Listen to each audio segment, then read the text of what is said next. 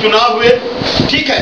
इस चुनाव के दरमियान अभी जो देश के अंदर परिस्थिति पैदा हो गई है, उस परिस्थिति में बिना अवैध धन खर्चा किए हुए कोई चुनाव नहीं जीत सकता।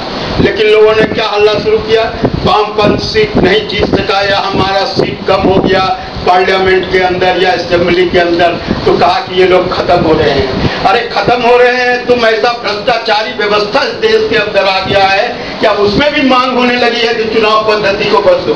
खैर वो दूर की बात है, उसमें क्या होगा वो आने वाला इतिहास बतलाएगा।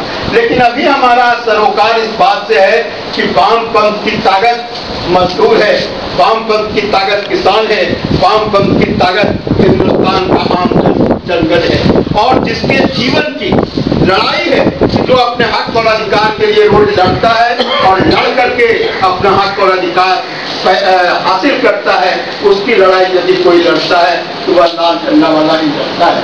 और इसीलिए आने वाले दिनों में, जैसा कि मैंने आपको कहा, कि सबसे आश्चर्य होगा आपको सुन करके कि इस देश में जो 5 ट्रेड यूनियन की एकता बनी, उसमें INTUC कभी नहीं आता था।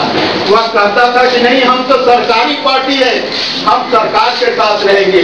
लेकिन इस बार INTUC के नेता व्यक्ति को कितनों सोनिया गांधी और मनमोहन सिंह समझाते रह गए, उन्होंने कहा कि नहीं, हम नहीं मानने वाले हैं। आने वाले दिनों में आप लोग ऐसी नीति अपना रहे हैं कि यदि हम मजदूरों का साथ नहीं रहे तो हमारे साथ कोई नहीं रहे। इसलिए इस संघर्ष में जानबूझ करके और मजबूरी बस INTUC को भी भाग लेना पड़ा। हम स्वागत करते हैं, हम ये नहीं कहते कि मजबूरी बस चले आए, क्योंकि संघर्ष में आज हमारे साथ है, जितना दूर तक साथ रहेंगे हम उनका स्वागत ही करेंगे, और इस देश के अन्य ट्रेड यूनियनों का भी। लेकिन एक गंभीर एकता कायम हो रही है, और वह एकता पैदा करने वाली ताकत यदि कोई है तो वह लाल झंडा वाले लोग हैं, वह AITUC के लोग हैं, वह लाल झंडा ही है जो आगे बढ़ करके इन सब संघर्षों को कर रहा है।